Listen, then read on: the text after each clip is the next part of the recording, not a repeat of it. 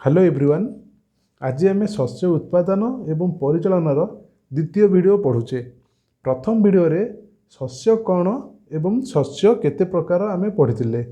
शस्य कौन ना जो उद्भिद को आम फसल करी खाद्यर आवश्यकता पूरण करिथाउ आम शस्य कहूले। तो शस्य पानीर आवश्यक अनुसार आम शस्य को तीन भाग में विभक्त करुले। कौन कौन? खरीफ फसल, रबी फसल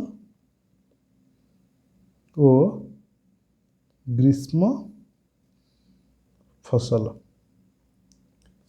खरीफ फसल कौन ना यह प्रचुर परिमाण रे जल आवश्यक करे, से आकु आमे वर्षा दिन रे चाष करथिले। रबी फसल कौन ना यह अपेक्षाकृत कम जलर आवश्यक करथिला, तो यह को आमे शीत दिने चाष कले।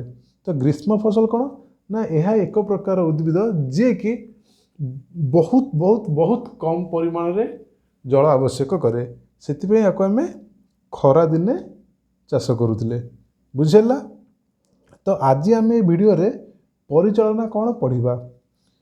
पिला माने परिचालना गोटे साधारण शब्द तुम्हें बहुत जगह शुणिथिबो। गणेश पूजा परिचालना committee, Durga Puja परिचालना committee, cricket परिचालना committee. तो ये परिचालना कमिटी कौन मु तुमको गोटे उदाहरण दूसरी, तुम्हें बुझीपर। देख, आम स्कूल रे गणेश पूजा करार अच्छी, तो गणेश पूजार जो योजना है गणेश पूजा करने, तो गणेश पूजार लक्ष्य आम कौन ना आम पूजाटा भल भाव हवा दरकार। तो ये पूजा को भल भाव करने आम किसी नियम को पालन करती, किसी नियम अनुसार काम करती। कौन ना प्रथमे घर धुआ हम, सेकेंड रे मेढ़ सजा हम, थर्ड रे पताका मरा हम, फोर्थ रे मूर्ति आसीबो। ये सब जिनिस को आम नियम अनुसार करती। देख, आम जब मूर्ति को फास्ट आनिबा कौन हम ना आम मूर्ति रखा जोटी पिला लागिक भांगीदेवे, तो विभिन्न विभिन्न असुविधा हेबो। तो से आम जब पूजा को भल भाव करिवार अछि, आम किछि नियम अनुसार काम करिबा। बुझेला? तो आम नियम अनुसार जदि आम कार्य करिबा, आमर पूजाटा भल भाव एवं श्रृंखलित भाव हेबो। सेहीपरि एठी परिचालना कौन? देख पिला माने, फसलर विभिन्न गुड़िया सोपान रही। से सोपान गुड़िक कौन ना मूर्तिका प्रस्तुति, मंजी बुणा, खत और सार प्रयोग, जलसेचन, अनामना गछ दमन, ये सब गुड़िया सोपान रही। तो ये सोपान गुड़ी को आम नियम अनुसार काम करिबा, जहा फल रे हमर लक्ष्य कौन ना अधिक अमल। तो आमर लक्ष्य है अधिक अमल। तो अधिक अमल करने को आम नियम अनुसार काम करिया पड़ो। कौन ना मूर्तिका प्रस्तुति केतबेले करिबा, मंजी केतबेले बुणिबा, को प्रकार मंजी बुणिबा मैक्सिमम अमल हम, माने को प्रकार मंजी बुणिले आमको अधिक उत्पादन मिलिबो। सार और खतर प्रयोग, सार और खत को परिमाण रे जमी रे सेचन करिबा, जहा फल रे आमर उद्भिद भल भाव में बढ़िबो। जदि आम सार को अधिक प्रयोग करिबा, मूर्तिकार उर्वरता कमिबो। तापरे सठिक परिमाण रे जलसेचन करिबा, जहा फल रे आम उद्भिद विकास भल भाव में हेबो। तो यही गुड़िया सोपान गुड़ी को आम नियम अनुसार करिबा। तो यही सोपान गुड़ी को नियम अनुसार कले आमर अधिक अमल हेबो। बुझेला? तो प्रथमे परिचालना कौन तार संज्ञा मु लिखुची। देख,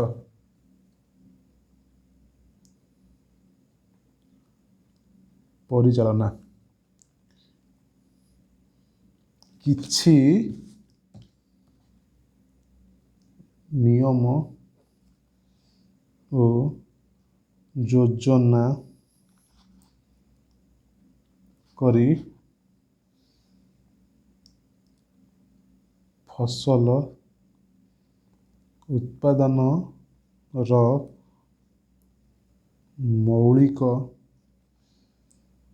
ପ୍ରଣାଳୀକୁ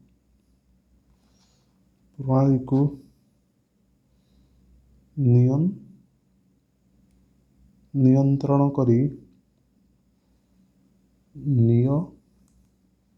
ନିୟମିତ ଓ ଅଧିକ ଅମଳ କରିବାକୁ ପରିଚାଳନା କୁହାଯାଏ। ବୁଝିହେଲା? ଦେଖ ପିଲାମାନେ, ଏଠି ଆମେ ଯୋଜନା କ'ଣ କରନ୍ତି ନା ଆମେ ଅଧିକ ଅମଳ କରିବା। ତ କିଛି ନିୟମ ଅନୁସାରେ ଆମେ କାମ କରିବା, କିଛି ନିୟମ ଅନୁସାରେ କାମ କରି ଆମେ ଅଧିକ ଅମଳ କରିପାରିବା।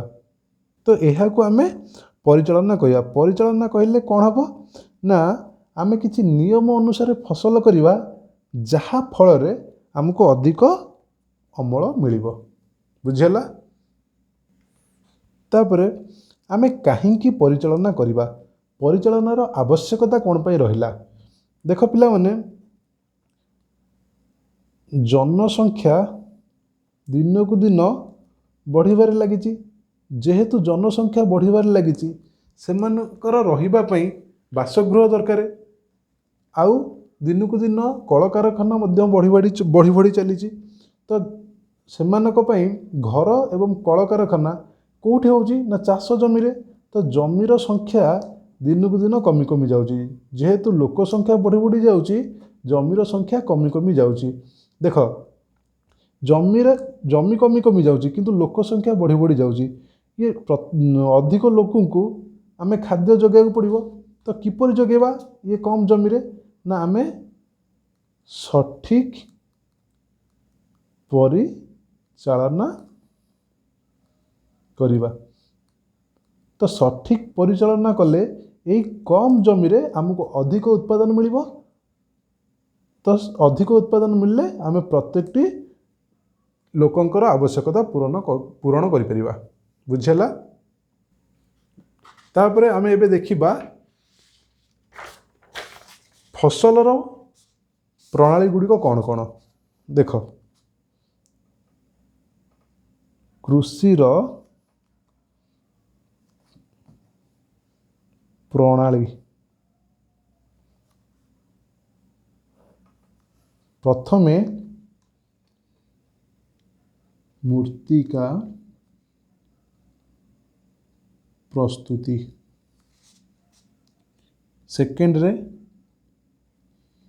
ମଞ୍ଜି ବୁଣା, ତିନିରେ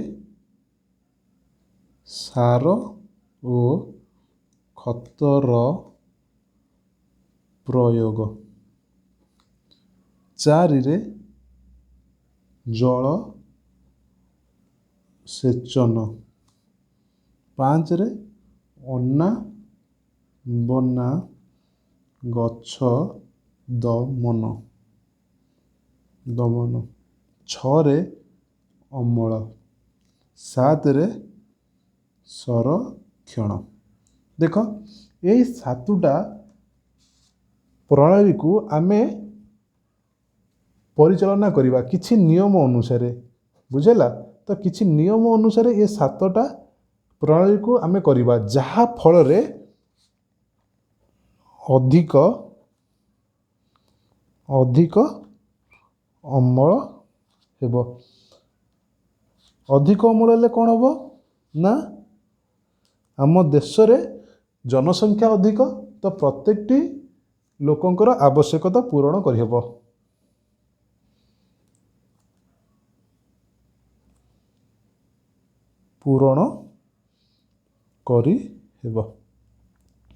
ବୁଝିହେଲା? ତ ପରିଚାଳନା କ'ଣ ବୁଝିହେଲା? ତ ବିଷୟର ନାଁ ଶସ୍ୟ ଉତ୍ପାଦନ ଏବଂ ପରିଚାଳନା କାହିଁକି ରହିଛି ବୁଝିହେଲା?